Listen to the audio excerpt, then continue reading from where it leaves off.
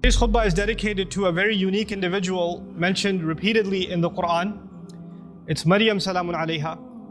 And the reason I decided to give a khutbah on some aspects of her life that Allah highlights in the Quran are actually inspired by a question somebody asked me this week. Somebody came to me this week and said that they've had a very close relationship with Allah since childhood, and that they've made dua to Allah from a very early age, praying tahajjud, even when they were a teenager, and whenever they asked Allah for something, Allah provided. This person actually had a pretty tough life.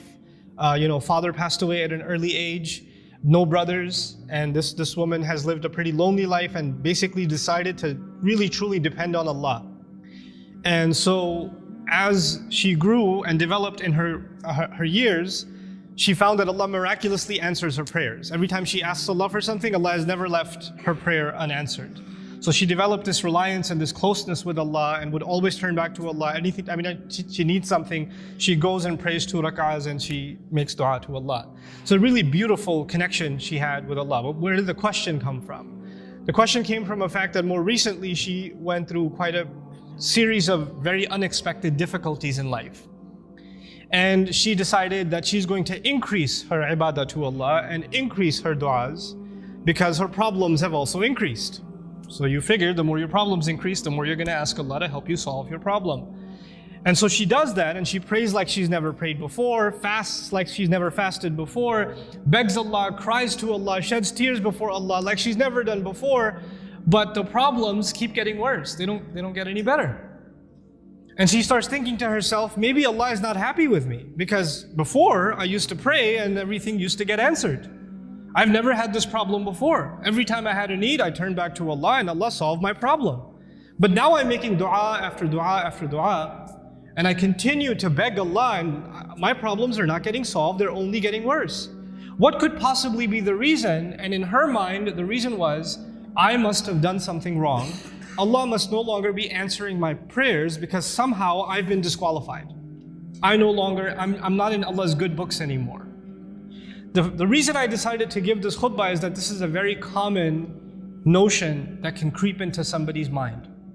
Now I get to Maryam salamun alayha, and I really, when she spoke to me, I remembered her, because the thing with Maryam salamun alayha was even when she was young, her birth was strange. It was mentioned in the Quran. Not many people's birth is mentioned in the Quran. And the mother was expecting a son, but she had a daughter instead. And Allah says, "Laysa dhakaru kal untha," which has a multiple layers of meaning, but I'll just highlight one of them. This girl is like no other boy. This girl is special. And by the way, please remember those words next time, any of you, if you're expecting a child and that you were hoping, and your mother was hoping, and your father was hoping, and your extended cousins were hoping it's going to be a son, and you have a daughter. You remember that Allah didn't highlight the birth of a child like He did the birth of Maryam salamun alayha. It's an honor to have a daughter. It's a gift of Allah to have a daughter. And it's actually the behavior of the mushrikun to be upset that you had a daughter. ظَلَّ وَجْهُهُ مُسْوَدًّا وَهُوَ كَظِيمٌ. His face turns dark and he's depressed. He's swallowing his upset attitude because he had a girl. Girls are a blessing from Allah Azza wa Jalla, an honor. And it's a disrespect not only of the gift of Allah, but of the ayat of the Quran when you're upset that you had a daughter. You should be mindful of that. But that's on a side note. This child is born, she's actually given a special place in what was then the central house of Allah. And Zakaria alayhi salam used to take care of her, and every time he used to come to visit her to make sure she's doing okay, because she was dedicated living in the house of Allah.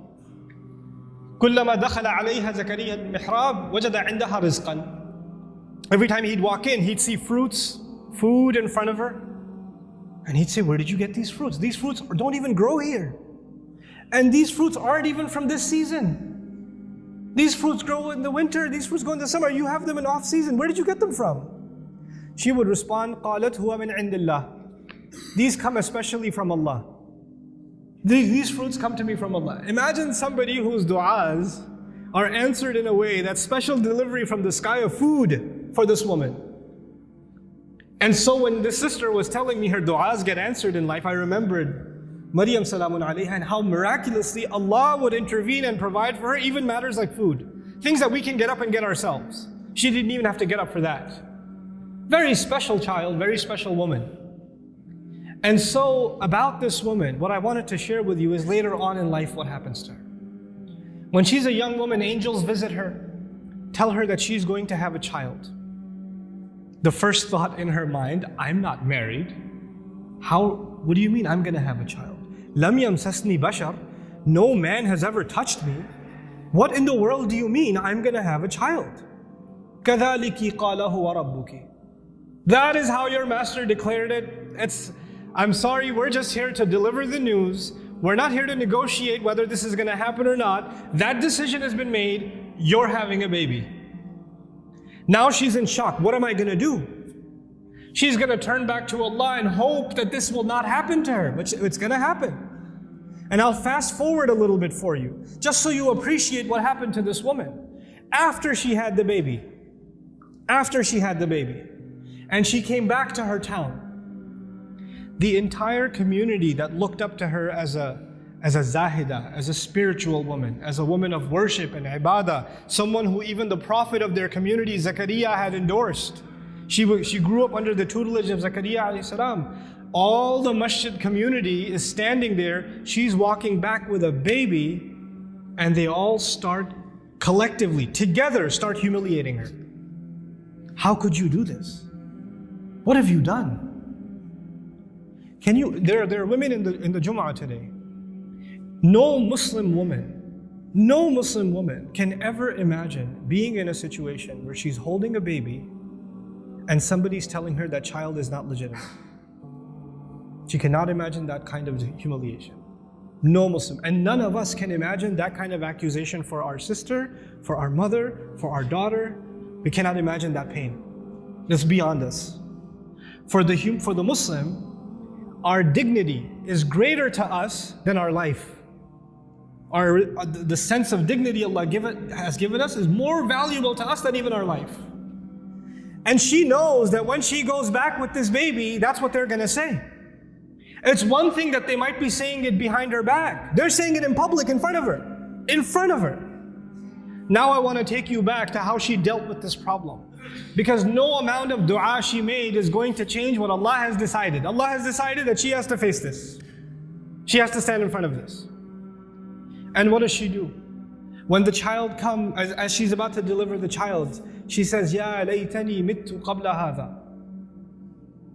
She says, if only I could die before this happens. Hopefully I die giving birth. It's all on her mind. Because that will be an easy escape from what is coming.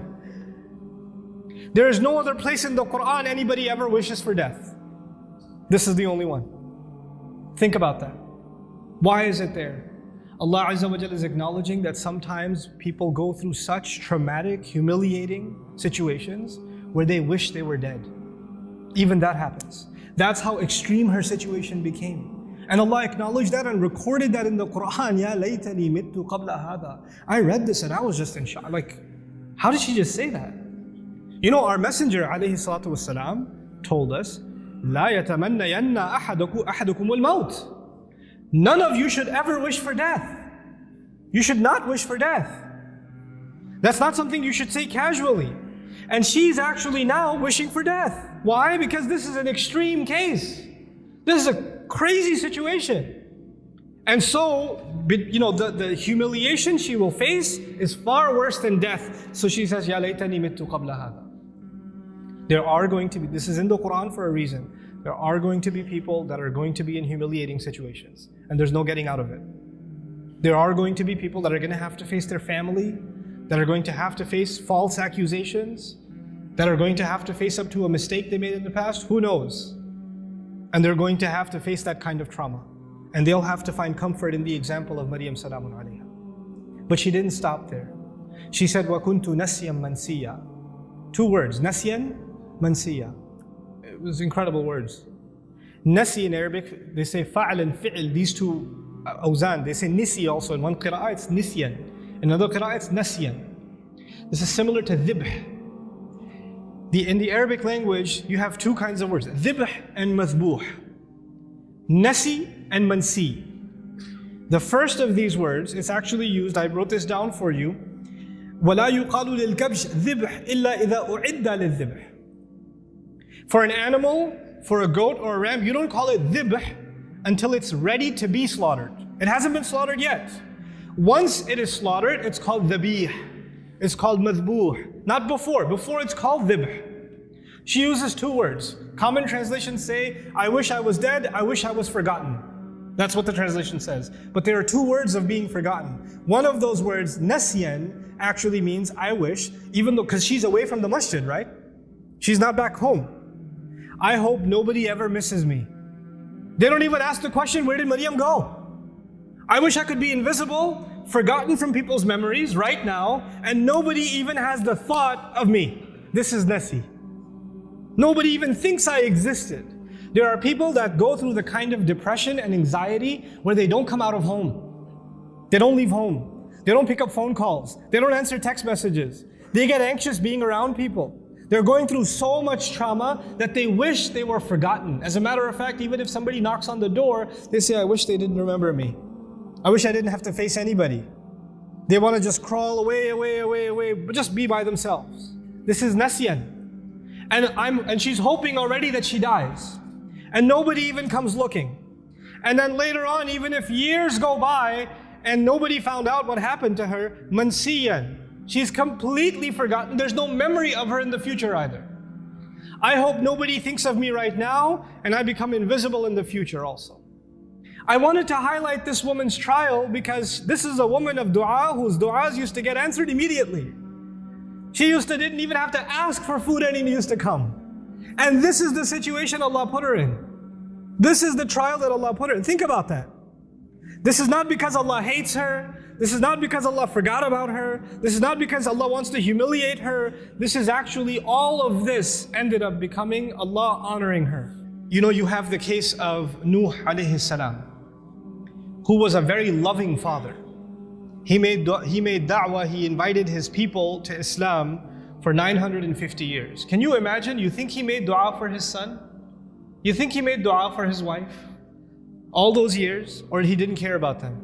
Someone who cares so much about his nation, they spit on him, they insult him, and he goes back to them and makes dua for them. 950 years. You think he ignored his own son, his own wife? All those years of dua, and they didn't change. Isn't that the case? Does he blame himself? Yeah, maybe I didn't do something right. Or maybe Allah stopped listening to me. The reason I'm starting with that is people that were much better than we are, much better than we are, they also had similar problems. There are parents in the audience that make dua for their kids. And they see that their children are going away from the religion. They're going down a dark path. And they can't control it. And they're making dua for them. And they're not seeing that their dua is being answered. And now they're getting frustrated. Is there something wrong with me? Why isn't Allah answering? Well, you're not the first one to be put in that position. Our Messenger ﷺ made lots of dua. You don't think he made dua for his uncles? His family? You don't think he considered Abu Lahab when he made dua for guidance? And if he did, despite all of that loving dua, Allah Azza wa Jalla himself tell him, إِنَّكَ لَا تَهْدِي مَنْ أَحْبَبْتَ. You don't get to guide who you love. You know, there are people among us, there are children among us who wish their parents or their elders were acting in a more guided way. I've met so many young people whose parents are in a haram, explicitly haram business. And the children, the son and the daughter is trying to tell the father and the mother, please get out of this. We're dependent on you. You're paying my college tuition. You're providing for us, but you're providing for us from haram income. And I'm not in a position to provide for the family right now, but this is wrong. And then they're told you're being disrespectful, you shouldn't talk back to your parents, etc., etc. Now, it's the flip side. It's the children making dua for the guidance of their parents. But things aren't changing. Things are where they were. These frustrating situations happen. And then on top of that are situations like health calamity. Not just family problems, but health calamity. Or you can't find a job, you have money problems. And you're making dua to Allah. You ask yourself, I even did i'tikaf last year. And I kept making dua and I didn't pick my head up from sajda all night long, and still I have this problem. Still it didn't go anywhere. So the first thing I want to remind myself and all of you is that prophets ﷺ, all of them, much before us, Allah mentions their du'as consistently in the Quran. And Allah also mentions their problems consistently in the Quran. You don't think, for example, that Yaqub alayhi salam, the father of 12 sons, made dua for all of his sons? And especially for his son Yusuf, when he lost his son Yusuf, you don't think he made dua for Yusuf's safety, that Yusuf should come back home, that he could look at his beautiful son once again? We know that he cried so much he lost his eyesight. He lost his eyes over crying over his son. And all of those du'as for so many years go unanswered, and then eventually they get answered. You don't think that the mother of Musa alayhi salam, when she put her baby in the water, and the river just takes the basket away, the basket could flip over any time. And how do you know the basket is waterproof? How do you know it's not going to leak? How do you know it's not going to hit a rock and it's done? You're throwing something in a river. It's not a joke, it's a baby in a river. You don't think that mother is making dua to Allah? And notice the difference. In that case, in the case of Musa's mother, she makes dua to Allah, and a few hours later, she's reunited with her son. Just a few hours later. By the time the baby is hungry for the next meal, he's back with his mother. And in the other case, with the case of Yusuf alayhi salam, he was separated from his father. But he wasn't reunited with his father for many years. For many, many years. We are going to go through difficulty in life. And all of our problems are not going to be solved because we made a dua to Allah. Understand the reality of dua. What is the purpose of dua? We often confuse dua with talab. Talab in Arabic means to ask for something, to demand something. Dua means literally to call. That's what it means. Da'awtukum, I called you, I invited you, I cried out to you. This is dua. When we make dua to Allah, sometimes in that dua we are making demands. It's true. We're making requests. But we should never forget that all of those requests, you know what they are at the end of the day? It's a humble slave of Allah turning back to Allah and begging Allah to help him with whatever problem. But it's more than Allah solving your problem. It's just the act that you communicated with Allah that's the most valuable thing. Our du'as are a means by which we connect to Allah. Our du'as are not a means by which this world becomes heaven. This world is going to be full of trials. People that were much better than we are had difficulty in life. That's okay. لَقَدْ خَلَقْنَا الْإِنسَانَ فِي كَبَدٍ. We created all human beings in toil and labor and struggle. Struggle is a part of life. The purpose of dua is to help you and me deal with those struggles and to never forget that Allah is with us, whether it's hard times or easy times. May Allah Azza wa Jal not make us people that lose faith. May Allah Azza wa Jal honor us and help us remember that no matter how much people try to humiliate you, people try to put you down, people insult you like they did Maryam salamun alayha, Allah still honors you.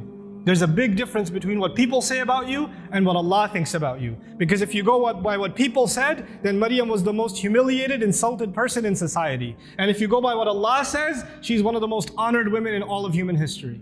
So we go by what Allah says. Allah is the one who honored us. وَلَقَدْ كَرَّمْنَا بَنِي آدَمَ. We honored the children of Adam. May Allah Azza wa Jal make us dignified before Allah Azza wa Jal, before He makes us dignified before people. بارك الله لي ولكم في القرآن الحكيم ونفعني وإياكم بالآيات والذكر الحكيم.